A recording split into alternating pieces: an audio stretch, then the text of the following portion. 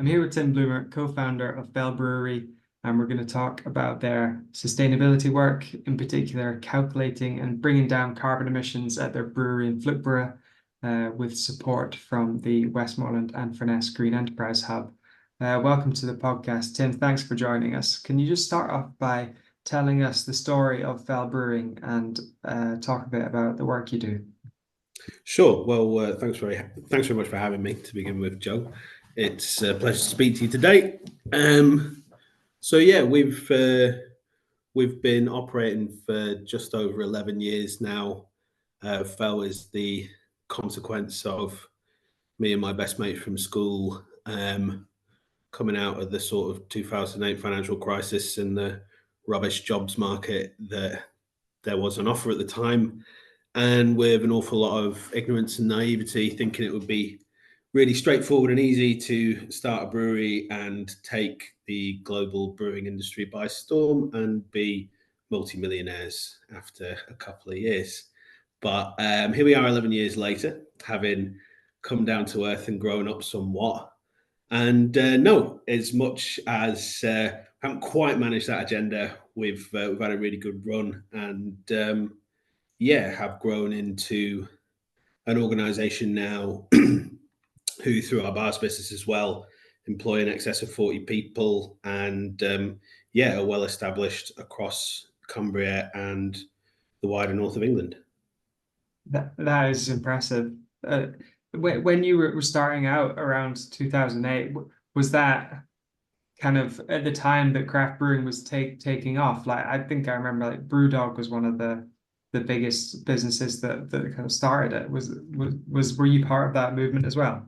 Yeah, so I was at university in Edinburgh, and so 2006 to 2010, and it was kind of just kicking off then. Brewdog were getting going, and there were a few other of the really early adopters, and then myself and Andrew, my business partner, we went to the States for a sort of end of university celebratory road trip and went over there, and it was this incredible thing by then over there. And basically I sort of sat there and thought, this is amazing, this is going to happen in the UK. And it did. So, and in that sense we were right. We didn't know quite well enough what we were doing to really put pedal to the metal and take advantage of it. But it's been a hell of a ride the last few years, and it's been hype and turbo, but it's just starting to settle down now into something that I hope is going to be really good. Definitely, yeah. We will get on to talk a bit about that on this podcast, kind of where the business is in 2024. And in particular in relation to sustainability. So you've recently moved into a new role within the business looking after sustainability specifically. How did this come about? Yeah, so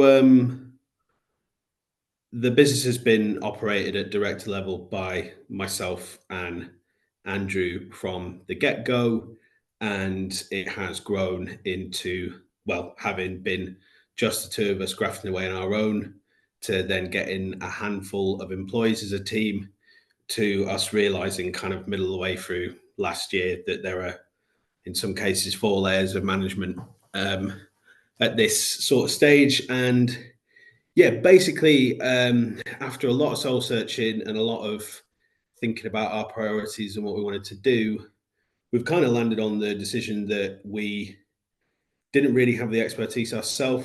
We've never received any formal management training. We've not really got hugely, given how young we are when we started Fell, we don't have a huge amount of experience in the wider industry or indeed in other sectors. So we took the decision to seek the help of someone with much more experience in management and wider business. And so we have, over the last year, been going through the process of bedding in a new managing director.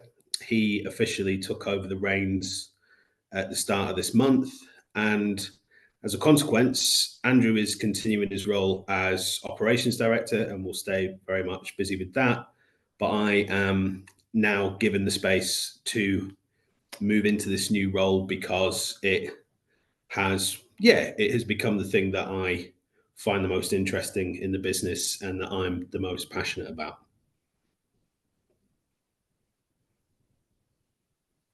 So yeah, that's a real commitment from the business to sustainability and to kind of putting a plan in place to reduce carbon emissions, that you're kind of looking after it full time. How has that work been going? Like how far along are you with that plan? Sure. So we sought to try and get to grips with this in 2019. I'm first to admit that the pandemic then did take over everything for a couple of years, but it was sort of, come in 2022, I started to begin to explore what was at stake, what the pathway kind of might look like, what might be the beginnings of our philosophy in terms of addressing this issue. And yeah, so kind of just as more and more time went along, it kind of became something that I just realized required more and more focus, more and more sort of just, commitment and time and energy, particularly as, because this is such kind of a new thing for so many businesses. It's, there's not a textbook that we can pick up yet with a perfect blueprint as to how to go about doing this. It is in its own way a bit of an inexact science at the minute. And so yeah, I have been kind of doing it off and on, little bits here and there, taking it very seriously, but in and amongst all the other responsibilities that I had, until, about 6 months ago, I kind of started to realize that if we really wanted to achieve something special, if we really wanted to do something that was something where we could really plant our flag and say, we're taking this incredibly seriously and are doing it and are confident that we're doing it as well as we should be, then that was going to require a much greater degree of focus and, of my energy and time. So you've been working with different organizations, Cumbria Action for Sustainability being one of them, and then you've had some carbon accounting done. That when we talked prior to recording, that was really interesting to hear about that, and the areas of the business that produce the most carbon. And can you just give us an idea of that? Sure. So first started working with CAFs. It was possibly late 2022. And they helped us in the beginnings of, a really quiet, just very early stage carbon footprint. And that was focused on what gets called Scope 1 and Scope 2 emissions. That's effectively our own operations and our own practices and procedures and the emissions that we either emit directly or through the energy that we use in doing that. And so we started to get the beginnings of a sense of what that might look like, saw a number, but were then drawn effectively to this idea that your overall carbon footprint is also going to include Scope 3, which is going to be all the carbon associated with all the processes, products and services up and downstream from you. And I was told by some industry experts that was going to be probably somewhere in the region of 3/4 of our emissions. And so at that kind of stage, I started to think, well, that's, we're going to have to do that because we can't talk about true credibility unless we started to address that. And then You're at that talking about stage, your raw materials coming into the business, and then your vans like delivering the product on the other end. There's so much absolutely, to take into account, isn't there? yeah, it's taking the full supply chain into account, and it's effectively taking true responsibility up and down the ladder for what happens as a consequence of what we do. And it became obvious to me quite quickly that that was going to be complicated, and that that was going to be something where if we started to use a lot of simplifications and started to use a lot of stuff that made our lives easier in terms of assessing it, well, that absolutely has a huge amount of value to add for a lot of people. If we wanted true credibility here, we needed something much more robust. And so, working with CAFs on their recommendation, I approached Small World Consulting out of Lancaster, founded by Mike Berners-Lee, the head patron of CAFs, who's based out of Lancaster University. And they are a much more kind of, well, they tend to deal with much bigger clients. They've done an awful lot of really robust work with Brewdog a number of years ago. And basically I said, look, can we work together here to seek to find a way to bring a deeper understanding to what it is that we're doing? And they've been great. We've been working with them for the best part of a year now. And about a month ago, we were confronted with their assessment of our true carbon emissions for the brewery. And predictably, there was, when you see it on paper, when you actually see what it all boils down to, there are things that you might have expected, but then there are all these things that you've clearly overlooked. And there are all these things that are surprising. And it's only really when you see this true picture that you can begin to make some really coherent decisions about how you might go about reducing it. In terms of talking about like how we ended up going down this route, I remember early doors with the initial numbers that were coming out of our very early carbon footprinting with CAFs. At that stage, I went online, saw the number, and just out of interest, sort of thought, how much would it cost me to buy sufficient carbon offsetting tokens for us to turn around and say we are carbon neutral? And I remember coming across an idea that it would cost somewhere in the region of 600 quid. And, that represents significantly less than 1% of our revenues. That is, a fraction of the amount of money we give to a local charity every year anyway. And I just sat there and thought that is such an enormous cop out for us being able to turn around and say we're no longer part of the problem here. We're climate neutral. I think that international carbon offsetting, is a scandal waiting to be unveiled. And it was very early doors that we said that's not what we're going to do. We believe quite strongly that there is absolutely space for offsetting in the mix, but when it's something that is on the basis of what somebody else in another country is promising at some point to do, you can't claim that as legitimately acting responsibly with respect to the climate crisis. And so effectively, we took the hard decision that what we really needed to do was actually decrease the amount of emissions associated with our operations, which is, in typical Fell Brewery fashion, much more difficult than doing it the other way around. So yeah, you've taken some serious steps towards that, and as you say, you're kind of looking at your supply chains and things like that as well. One of those steps was to do with reducing on-site emissions. You've installed solar panels. How do you go about, because surely it takes a lot of energy to brew beer. How do you go about reducing that? Yeah, absolutely. Beer is a energy intensive. Brewing is a very energy intensive process. No matter what you do, you have got to boil thousands of liters of fluid for an hour. If you don't do that, you won't have beer and it'll taste awful. And so, we are a significant energy producer. Significant energy consumer down at our Flookburgh production site.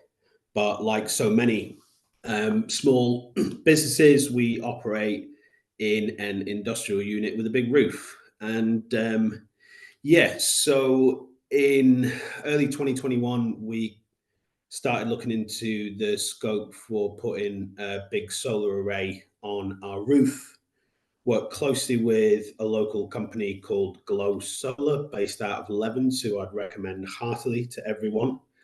And yeah, got some analysis done. And I don't need to tell small business owners and people in in the industry how expensive energy has gotten and how much of a problem it's gotten. And with the new numbers that we now have, even though they are starting to come down a little bit, even still, it became obvious to us that we were going to see a payback period here of something less than 5 years. And I was quite taken aback by that. That kind of return on investment is something that rarely comes along. And so, to be honest, as much as it is a good thing to be doing for our sustainability point of view, I'm not going to sit here and deny that probably our principal driver for doing it was for commercial reasons of saving money. Solar's been brilliant for us. We probably reduced our energy bill by somewhere in the region of, we think, 40% last year.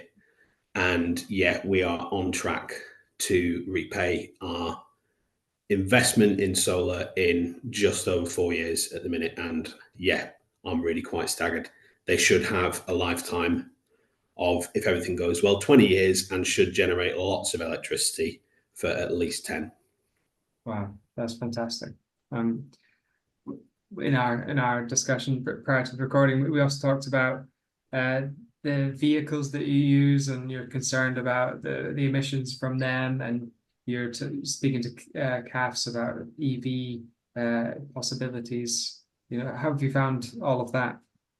Yeah, it's again, I suspect that I'll mimic a lot of what other small business owners and people who work in them are feeling, which is that electric vans are a wonderful idea, but they're not feasible yet. That is what I thought was the case. And, we see price tags on them of upwards of 60, 70, 80,000 pounds. And it is very easy for you to effectively turn around and say, oh, well, I can't afford one of those. I'll address the situation in however many years' time.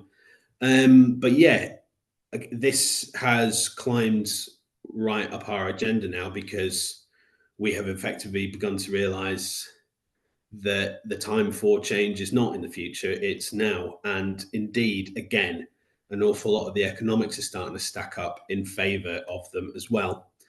Beer is heavy and it takes up a lot of space. And we have 3 vans on the road that crunch tens of thousands of miles, and it is around about 20% of our carbon emissions is associated with transporting all that beer around.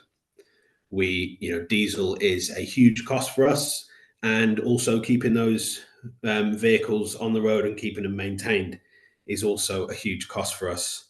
I agreed off the back of a recommendation from CAFs to take a subsidized consultation from a commercial EV consultant that they work with called Simon Brace. Simon's great. He is candid and honest and gets it. He operates a sort of independent courier delivery service with just with one EV all over the Lake District, and he has been doing so now for a number of years. So when you speak to him, you realise that this isn't in the future, this is now, and the option is there. And then with his help, with a better understanding of what's available, he has a huge amount of insight into what the market's actually like in terms of the options that are available for EVs, what's coming, what the reality of the second-hand market looks like, and all this kind of stuff. It is changing rapidly, and it is absolutely something that I'd encourage all business owners to look to much sooner. We are going to purchase our first electric van this year, and again, we see that being an investment that is going to pay back because we will see significant savings from fuel reduction. And we can obviously get a chunk of the recharging done off our own solar panels, but even without that, the difference in price is significant and stark. And also the other major thing is that, generally speaking, you are talking about far less requirements with respect to maintenance. We all know how tough it is when you're putting big heavy loads in vans and sending them out on the road to do, thousands and thousands of miles a year. This again is something where there's a significant saving to be made. That's brilliant. And with like if you're kind of going up and down the country, even just in Cumbria, there are huge distances to travel, and do you feel that the infrastructure is there to keep the vans charged up as they're out and about? Well, the short answer is yes, and it's growing and expanding all the time. There are press releases every day about new charging points. But what I think I spoke to Simon about that was something that was really interesting that changed my perspective on it is this idea of if you come at it from the frame of reference of seeking to replace your diesel van and exactly what it does, and saying rather, this is the van that I'm looking at buying, what can it do, and design your deliveries and all this stuff around it. It did not take us long at Fell to kind of realize the number of preconceptions that aren't based on a great deal in terms of how we do things. And so consequently, we are now looking at a scenario where we're beginning to change preemptively in order for this to happen. How will we deliver? How we go about doing things with a view to extending the range of electric vans. So, things like unloading earlier rather than later in the mileage set, in terms of the mileage that you're going to do on a delivery route. And then, making it work with what you can do, because, as long as your van can get back to base at the end of the day, you come in the next day and it's charged. And there's probably an awful lot more flexibility for an awful lot of people when they really think about it, and particularly when they think about it in terms of the savings that they might be able to make. Yeah, definitely. And so thinking about the sort of other initiatives that you guys are involved in, with reference to the environment and the community. You do fundraising for South Cumbria Rivers Trust. How did this partnership come about? Yeah, so I mentioned it briefly before. It's it goes back to talking about carbon offsetting. When I was sort of early doors, trying to figure out how we might go about setting Fell up on its path to climate neutrality or net zero, started to look at carbon offsetting and the reality of what that looked like. And it kind of came about off the back of me sitting there realizing this is rubbish, this is no good. I'm not going to write a check to someone who says they might do something in Ecuador.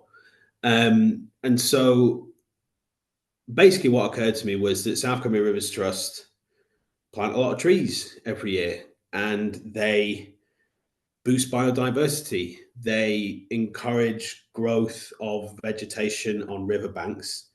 And I kind of approached them originally on the basis of acknowledging that a lot of the work they do is actually carbon sequestering. But then it kind of developed from there into something that has now been embraced much more widely by the team. It's 12:30 on the 15th of May, and here we are looking at a news headline about this huge leak of raw sewage into Windermere.